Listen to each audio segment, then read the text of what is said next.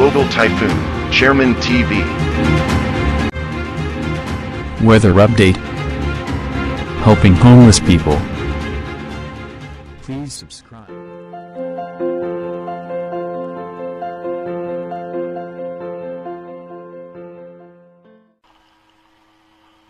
Magandang umaga po. Ito po ang latest update natin para nga po dito kay Bagyong Jenny. Si Bagyong Jenny nga po ay patuloy lumalakas at tinataglay na nga po nito yung lakas na aabot ng 85 km per hour malapit sa gitna at may pagbugso po yan na aabot ng 105 km per hour. Kumikilos nga po ito pa northwestward sa bilis na 20 km per hour. At ayon po sa advanced weather forecast ng European Center, ito nga po ay stable pa rin sa ngayon na posibleng dumaan yung pinakasentro po niyan sa may coastal water ng extreme northern Luzon. Sa may parte po yan ng Itbayat, Batanes. Kaya iba yung pag-iingat na sa ating mga kababayan dyan dahil mapaminsala nga itong si Bagyong Jenny dahil posible nga anumang oras ngayon mag-intensify ito into severe tropical storm at posible nga mamayang gabi o bukas ng umaga ay umabot na po ito sa typhoon category. Sa ngayon nga po, apektado ng extension ng kanyang kaulapan ang Isabela, Aurora, Quezon, Bicol Region, Metro Manila, kaya asahan po natin may mga biglaang pagbuhos ng pag-ulan.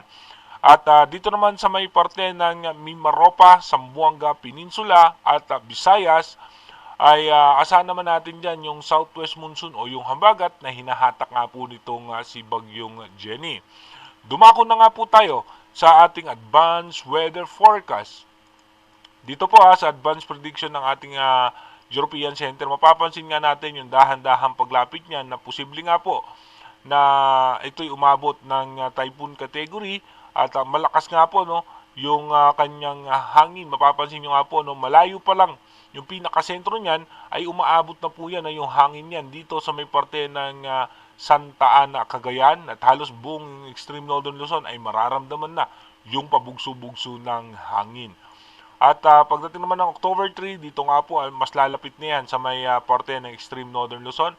At pagdating nga po ng alas 5 naman ng umaga ng October 4, mas mararamdaman na nga yung bagsik ni Bagyong Jenny. Dito mapapansin natin, ito nga po yung pinakasentro niyan ay dadaan po yan dito sa pinaka-coastal water ng Itbayat, Batanes. Sa ngayon nga po, hindi pa rin natin niro-rule out yung posibilidad na baka magkaroon ng landfall scenario dahil posible pang bumaba yung kanyang sentro or posibleng umangat pa ng bahagya. At pagdaan po niyan dyan sa typhoon category, mapapansin nyo nga po, naaabot yan hanggang dito nga sa ilang bahagi ng northern Luzon. Kaya iba yung pag-iingat sa ating mga kababayan dahil nga mapaminsala yung hangin nitong ni Bagyong Jenny. At meron tayong posibleng low pressure area muli na imo-monitor sa ating advanced weather forecast. Dito nga po mapapansin nyo naman, by October 2, patuloy nga po na lumalakas si Bagyong Jenny at by October 3, mas didikit na nga po yan sa extreme northern Luzon. By October 4, babagtasin niya na nga po yan, yung buong extreme northern Luzon na yan. At by October 5, posible nga pong bibilis yan at lalabas ng Philippine Area of Responsibility. At habang meron nga tayong panibagong low pressure area outside bar. By October 6, ito naman po yung possible scenario niya. Magkakaroon naman po yan ng landfall scenario sa may parte ng China. By October 8, dito mo mapapansin natin, magkakaroon po tayong mga pag-ulan asahan po natin may mga pag-ulan tayong mararanasan dahil po yan sa southwest monsoon. At patuloy na nga pong bahagyang hihina, dahan-dahan yung ating southwest monsoon at posible na nga pong bubugso muli yung northeast monsoon. Pagdating naman po ng October 9, ito pa rin po yung ating low pressure area. Mapapansin nyo po, nasa labas pa rin po yan ng Philippine Area of Responsibility at magkakaroon din ng panibagong low pressure area sa western section ng ating bansa dahil nga po yan sa pagsasalubong ng dalawang hangin. By October 10, makakaranas pa rin po tayo ng tuloy-tuloy na pag-ulan at habang yung low pressure area ay posibleng pumasok yan ng Philippine Area of Responsibility. Again, inuulit po natin yung ating advanced weather forecast is possible scenario pa lamang po yan. Malaki pa rin po ang posibilidad na magbago po yan. At palagi po tayong tumutok dahil kung mapapansin nyo nga po, si Bagyong Jenny, no, matagal po natin yan na minonitor sa ating advanced weather forecast hanggang sa tuluyan nga po, no, naging accurate na.